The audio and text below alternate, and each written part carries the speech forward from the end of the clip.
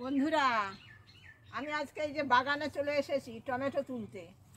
Tomato গাছগুলো তো সব মরে গেছে, তার মধ্যে যে কটা হয়ে আছে লাল টুকটুক করছে কিরকম দেখো, এই যে ঝরেও পড়ে যাচ্ছে। হ্যাঁ, খুলে খুলে পড়ে যাচ্ছে, গাছ মরে গেছে, খুলে খুলে পড়ে।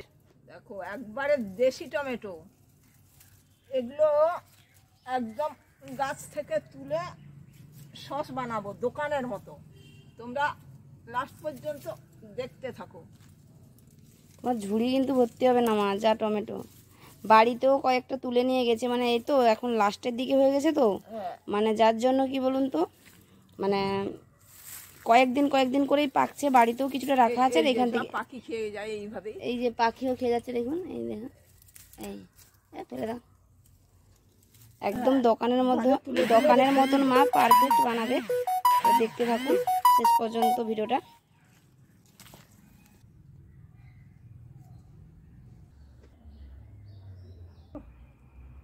টমেটোগুলো তুলে এই যে ধুয়ে নিয়ে চলে এসেছি, সব মিলেমিশে কেটে নেবো।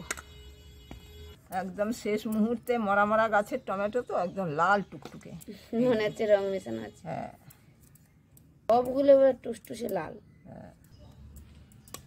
সবগুলোই যে কাটা হয়ে গেছে প্রায়। উনুন জ্বালিয়ে দিয়েছি, কড়া গরম হয়ে গেছে। আমি টমেটোগুলো ওর মধ্যে ঢেলে দিচ্ছি।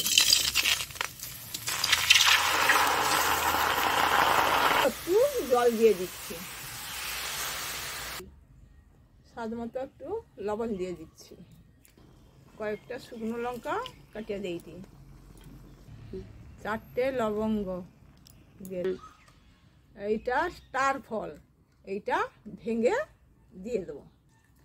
এই যে হাফটা দিয়ে দিচ্ছি। এই যে আদা অল্প, পেঁয়াজ অল্প, রসুন অল্প করে দিয়ে দিচ্ছি।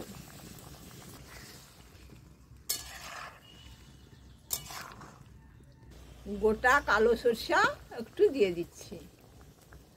এবারে আমি ঢাকা দিয়ে দিচ্ছি। আমরা পেঁয়াজ রসুন খাই বলে তাই পেঁয়াজ রসুনটা দিলাম, কিন্তু যারা খাও না তারা পেঁয়াজ রসুন না দিয়েও করে খাবে। টকবক করে ফুটছে, হয়ে এসছে, কিন্তু আরো ফুটবে।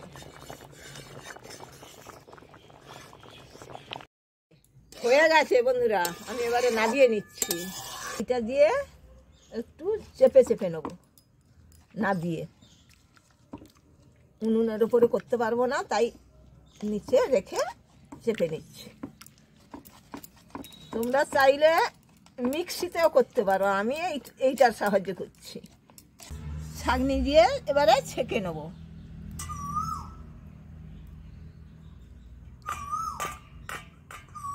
ছাঁকনি দিয়ে ছেঁকে নিচ্ছি। এই যে এইভাবে ছেঁকে নিচ্ছি, দেখো।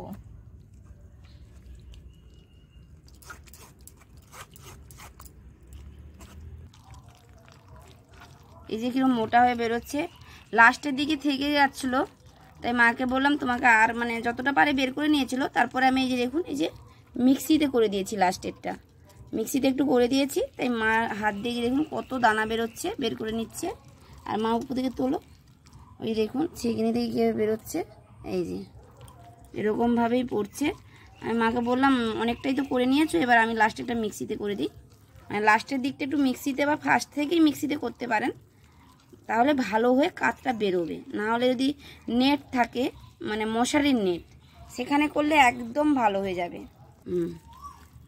বন্ধুরা, সস তো বানাচ্ছি, রংটা দেখো, কোনো রং দেইনি, শুধু টমেটো।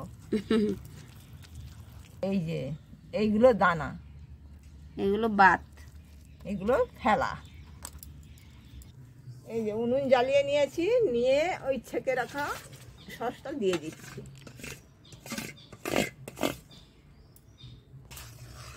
এই যে লাস্টের দিকে এইরকম আস্তে আস্তে করে জ্বালানি দেবে, না হলে টকবক করে সব ছিটকে ছিটকে গায়ে মুখে পড়ে যাবে। এই যে হাফ বাটি মতো চিনি দিয়ে দিচ্ছি, 4 চামচের হাফ চামচ গোলমরিচের গুঁড়ো দিয়ে দিচ্ছি। নেড়ে রাখতে হবে, নইলে নিচে লেগে যাবে। এক চামচ ভিনিগার দিয়ে দিচ্ছি।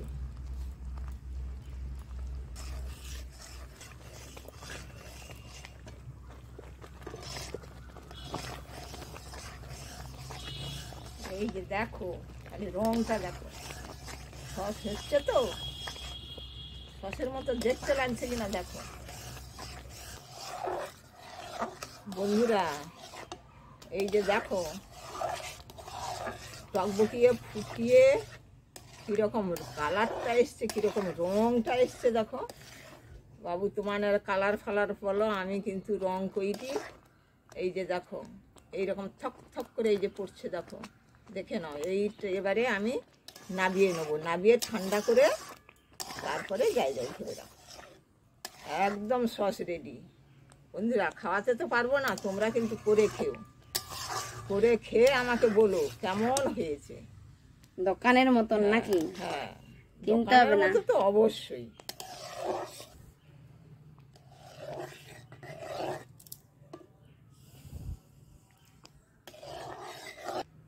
এবারে নাবিয়ে কিছু সময় রেখে দেবো, ঠান্ডা হয়ে গেলে বোতলে ভরে নেবো। গরম তো বোতল, আমি এবারে বোতলে ঢেলে নিচ্ছি। আমি এখানে আমাকে সস দাও না। কি নিয়ে বসেছিস? ও বাবা, পাত্তা নিয়ে, ওরে বাবা তোরে আগে দিয়ে দি। এই না দাঁড়ো।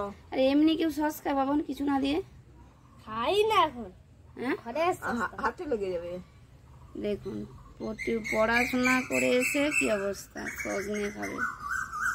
আচ্ছা, কিছুটা দিয়ে ব্রেড বা কিছু দিয়ে একটা খেতে হতো। হায় ভগবান, দারুন। সসও দারুণ হয়, আমিও জানি না।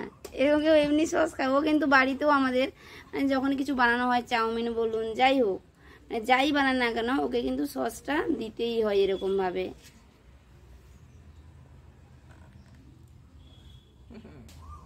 পাতা দিয়ে কাঁপা করে তৈরি করে ফেলেছি, নাহলে বোতলে ঢালতে গেলে তো পড়ে যাবে, কি করব। তাই কাঁঠাল পাতা তুলে নিয়ে এসে কাঠি গুঁজে কাঁপা তৈরি করে নিয়েছি। ভালোই করেছো। আমার কিন্তু শিশিটা ভর্তি হলো না।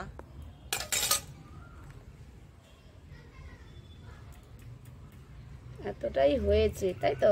হ্যাঁ হ্যাঁ, 1 কেজি দিয়েছিল মানে। সসটা তো হয়ে গেছে দেখলেন। আর এখানে একটা টিপস আছে, এটা হচ্ছে একটা গরম জল, গরম জলের মধ্যে এই যে দেখুন বোতলটাকে বসিয়ে দিলাম। এই যে ঠান্ডা করে যে বোতলে ভরা টরা হলো, তো এই জন্য কীটাণু ব্যাকটেরিয়া সব ওর মধ্যে ঢুকে গেল। সেটা আমরা দেখতেই পাবো না, এগুলো তো দেখা যায় না। কিন্তু তার জন্য 6 সপ্তাহ থেকে 4 সপ্তাহ হয়তো আপনার সসটা ভালো থাকবে। কিন্তু এরকমভাবে যদি গরম জলে আপনি আধ ঘন্টা বা 45 মিনিট বসিয়ে রাখেন, দেখবেন ভেতরে থাকা কীটাণু ব্যাকটেরিয়া সব মরে যাবে। তখন সসটা অলরেডি অনেক দিন ভালো থাকবে। আর এই জলে কিন্তু আমি হাত চোবাতে পাচ্ছি না, এই যে একদমই হাত চোবাতে পাচ্ছি না এই জলে, এটা কিন্তু হাত চোবানো যাচ্ছে না। অতএব এরকমভাবেই জলটা গরম রাখতে হবে। আর এইটা হচ্ছে আর একটা ব্যাপার আছে, আপনারা কিন্তু কেমন লাগলো এই টিপসটা অবশ্যই কমেন্ট করবেন।